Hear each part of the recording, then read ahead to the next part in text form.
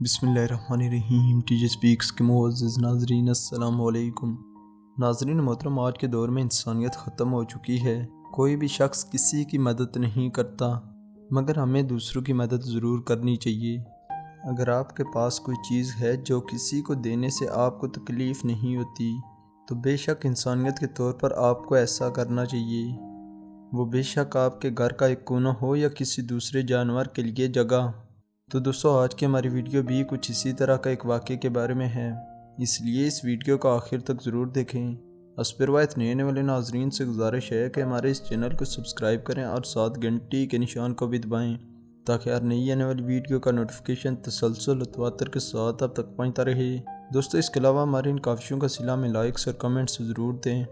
ناظرین محترم، جان اور سٹیفنی کو ہر رات عجیب آوازیں سنائی دیتی تھی۔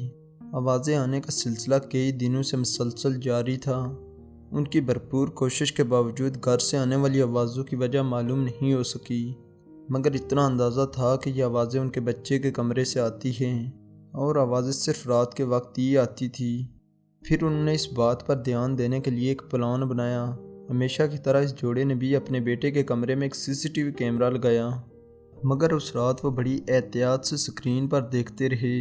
آخر کار اس عجیب آواز کی وجہ معلوم ہوئی اور فوراً کارروائی کی۔ دوستو، یہ بات صحیح معلوم نہیں کہ کیمرے میں جو دکھائی دیا تھا وہی ان کے بیٹے کے کمرے میں نظر آیا۔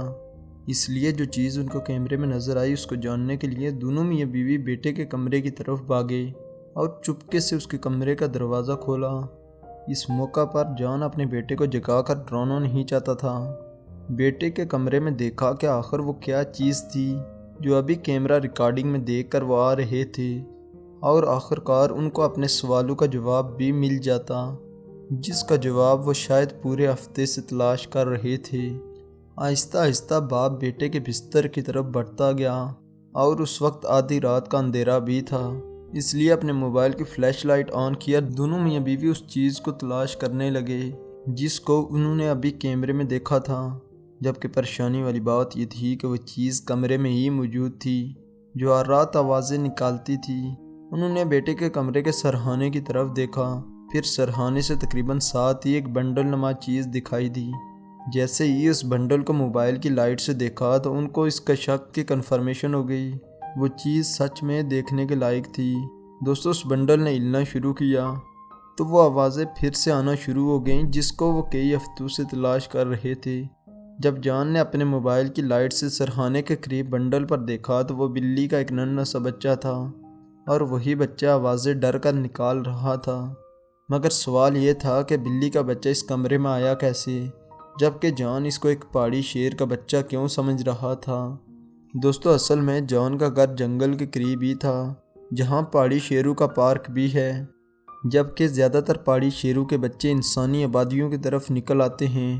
یہ جوڑا ہفتوں پہلے پہاڑی شیر کے بچے کی آوازیں بھی سنتا رہا، اس لیے ان کو شک تھا کہ رات کو وہ بچہ بچھڑ کر ان کے گھر کی طرف نہ آتا ہو۔ مگر یہاں ایسے لگتا ہے کہ یہ بلی کا بچہ بھی اپنی ماں سے بچھڑ گیا، رات کو ان کے بیٹے کے کمرے میں آ کر سوتا ہے، اور پھر ان کو سب کچھ آہستہ آہستہ سمجھ آنے لگا۔ دوستو، جیک کے ماں باپ ہر روز بیٹے کو سلا کر اس کے کمرے کی کھڑکی کھول کر رکھتے ہیں۔ ان کو لگا کہ تازہ ہوا ان کے بیٹے کے کمرے میں آئے گی۔ بے شک یہ کبھی نہیں سوچ سکتے تھے کہ ایک بلی کا بچہ رات کو آرام کے لیے ان کے بیٹے کے کمرے میں آئے گا۔ وہ دیکھنے میں بھوکا لگ رہا تھا۔ دونوں میاں بیوی کی آنکھوں میں آنسو آ گیا اور فوراً اس کو دودھ دیا، اور انہوں نے اس کو اپنانے کا فیصلہ بھی کیا۔ اب یہ بچہ ان کے خاندان کا حصہ بن گیا ہے۔ دوستو، بے شک یہ کہانی ایک بھوت پریت والی نہیں تھی، مگر ہمیں یہ سیکھنے کو ضرور ملا ہے کہ انسانیت ابھی بھی لوگوں کے دلوں میں موجود ہے، کیونکہ آج کے زمانے میں انسان کبھی بھی کسی انسان کی مدد نہیں کرتا، تو جانور ہیں ہی دوسری مخلوق، ان کی مدد کرنا انسان کیسے سوچ سکتا ہے۔